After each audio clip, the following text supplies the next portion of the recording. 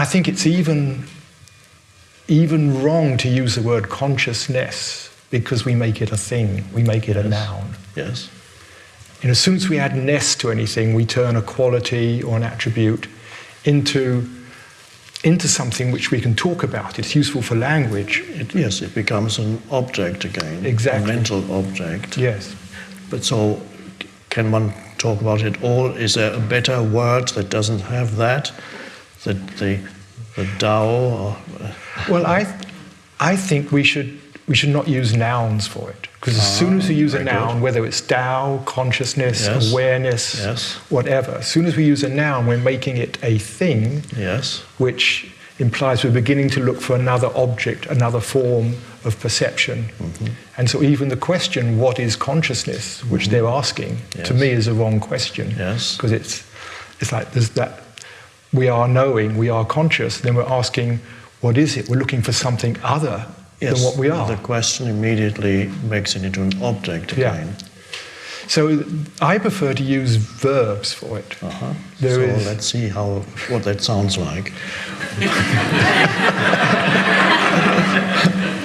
Well, I am aware, and there is awaring. I mean, what I know is we could call it awaring, there is experiencing. Consciousing doesn't work quite, but... Well, awaring, so you have to create a new word to get rid of the inherent error in nouns and so on. Yes, or even knowing. Knowing. I mean, knowing's a word we do have. There is that knowing. I know my experience. There's this experience now, being here, talking to you, and there is the knowing of that experience. And that, to me, that's what we're referring to as consciousness. And that is, as you've pointed out many times, that's what is always there, that is unchanging, just that knowing, or the knowingness.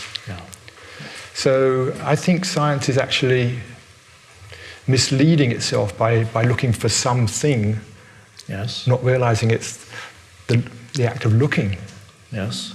So in a way, science can never find the answer to consciousness until or unless the scientist becomes introspective, directs attention away from there, redirects attention back to the source within himself. In other words, the scientist has to become a meditator or a mystic.